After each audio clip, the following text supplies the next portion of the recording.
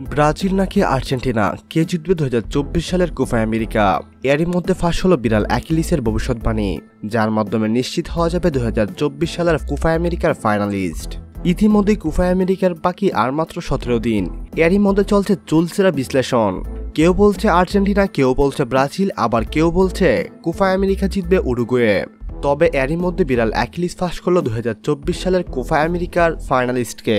Achilles the cat এর রং সাদা, চোখ নীল, ওজন 4 কেজি। এক ঝলকে দেখলে মনে হবে আর 5টা বিড়ালের মতো সাধারণ অ্যাকিলিস, কিন্তু অ্যাকিলিসের বিশেষত্ব হলো সে বধির। কানে শুনতে পায় না, কিন্তু তার দারুণ ইন্দ্রিয় ক্ষমতা আছে।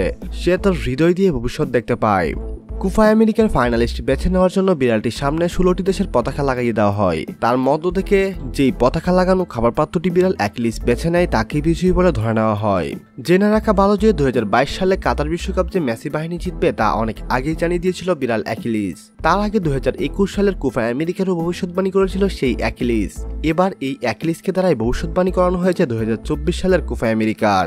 ভবিষ্যৎবাণী করানোর সময় বিড়াল অ্যাকিলিস আর্জেন্টিনা দেশের পতাকা লাগানো খাবার পাত্রটি বেছে নেয়, আর এতে নিশ্চিত হওয়া যায় 2024 সালের কোপা আমেরিকা আর্জেন্টিনা জিতছে।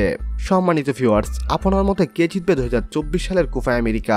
ব্রাজিল, আর্জেন্টিনা নাকি উরুগুয়ে? আপনি আপনার ব্যক্তিগত মতামত আমাদের সঙ্গে শেয়ার করতে ভুলবেন না।